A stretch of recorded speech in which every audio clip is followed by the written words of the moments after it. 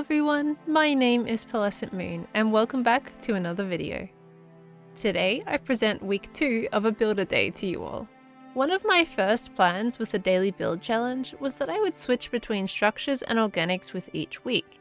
So for week 2, I themed my builds off organic Minecraft mobs. Switching between the two build types keeps my brain active with different building techniques required for each one. With that said, let's get into day 8. Day 8 was all about the Minecraft parrot. I love birds and their glorious colourful wings, so it was a surefire way to start off the week. My process for organics of this scale usually involves a large amount of handwork. Due to lack of plugins in 1.14, I'm left with staple World Edit and no Voxel Sniper. In such a case, I still apply the same technique I otherwise would if I were building with Voxel. A rough blob is built by hand to get the basic body, to which I then added limbs and any other extruding parts like the head and tail. Shape refinement is carried out throughout this whole process, so the angles are smooth and coherent. Once I have my shape down pat, I then start adding colour using Minecraft parrots and real life parrots as my reference. Their wings are super colourful with red, orange, yellow, green, purple and blue all mixed in. So that's what I attempted to go with. I think it turned out fairly well. To finish off day 8, I added a branch to give the parrot some sort of context to exist within, and built some small, weird, white flowers on some of the ends for interest. Day 9 focused on the adorable nature that is the Minecraft fox. I wanted to really showcase the tender and caring personality of this particular character, so I jumped between a couple of poses.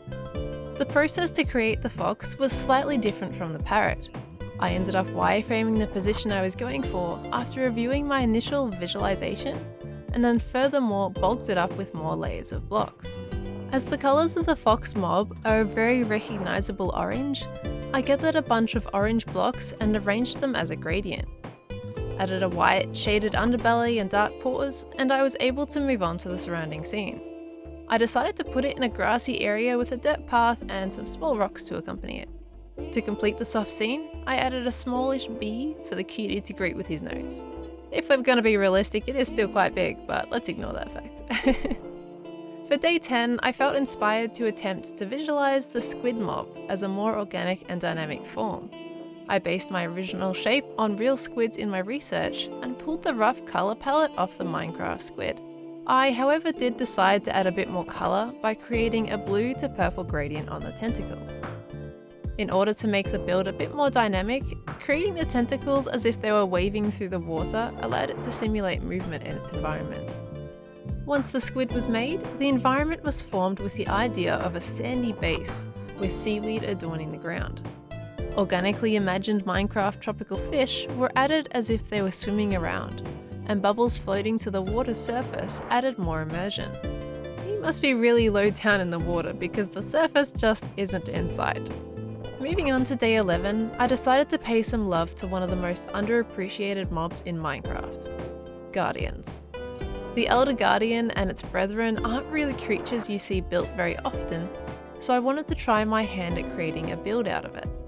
The process was fairly simple. Create a small sphere, add a fin and some spikes, and you're pretty much done aside from the texturing. There wasn't much to it. I've been building spheres and circles for a while by hand, so it was quite fun to me to create one in this process. All I had to do was make 1/4 of the top half, then repeated that all the way around and flipped the top to the bottom. This helped me save time of flying back and forth to copy it around to all the sides.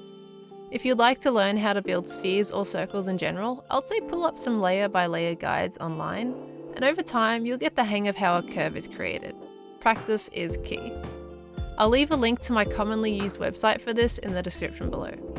After creating his spherical body, I grabbed blocks somewhat similar to the original Guardian colour, but made sure to grab a few darker or lighter shades to add a bit of texturing to the build. I applied the same steps to the smaller surrounding Guardians to place them all within a context. In order to really bring it all together, I added my normal seaweed, more bubbles, and even added one of those laser type beams off a background Guardian. A cool thing about this challenge is that over time you'll create assets that you can reuse later in other builds. Each time I need a new unique tree or plant, I'll save it to use in another scenario that it would be suited for, thus creating my own library of resources for building. I highly recommend making this if you love building in a way that you want to make art. All this does is create more personalized brushes or stamps, so to say. You'll see me utilize this concept in multiple builds over the course of the challenge. The Minecraft chicken became day 12 of this challenge. Chickens are very round, so I was able to utilize my sphere base for the body as I had applied for the Guardians. From this, I built up the base to a more ovular shape and added the neck with positioned legs. Leaving one leg bent up gives the impression that it's mid-motion. The palette incorporated a grey to white gradient from andesite in the darkest areas and snow in the lightest. White glass in places allowed a simulation of fluffy feathers, particularly on the tail. The surrounding scene gave off a farm vibe with a dirt and grass covered ground and some wheat. Some baby chicks then completed the scene. By day 13, I was running a bit short on time and built something I felt like was easier but still fun to make. The pufferfish. The ball technique was once again applied for a bloated pufferfish. All I had to add to the shape past that were some fins, eyes, and those puffy lips. Glass is well suited for fins of any sort and was utilized for both the large and small fish. Using a layer of glass on the eyes also softens the shape where it otherwise would have been too solid with non-transparent blocks. I used the same underwater concept as the Guardians build with a sandy bottom, seaweed, and bubbles. Relaxed pufferfish were also added surrounding the main one as they help bring everything together. And let's face it, they're absolutely adorable when not puffed up. For the final day of week 2, I decided on a small yet challenging creature, the rabbit. Small creatures with tiny limbs are typically harder to pose dynamically, so it's not often I build them. For this one, I decided to build it sitting up and sniffing the air, but towards the end I decided to raise one paw as if it were reaching into the air to catch something. In this case, I added some leaves and captioned it as attempting to catch leaves in autumn for luck. The typical Minecraft rabbit is a soft brown, so I've used that colour group for my texturing. Darker shades are placed in crevices that then transition to light where the sun is more likely to hit. To complete the build for the day, I added some light terrain, grass, and some carrots. Green concrete powder goes well alongside grass for different colour shades in the land. And that's it! Week 2 is done. I was pretty happy with how the week turned out, and it was fun to imagine the usual Minecraft blocky mobs in an organic form. Next week, we'll be back again with week 3 to show you all. That one is going to be structures again.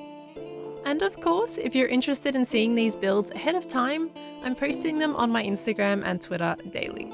I'll leave those links in the video description. Thank you all so much for watching. If you have any feedback, please let me know in the comments below. I'll see you next time. Bye guys!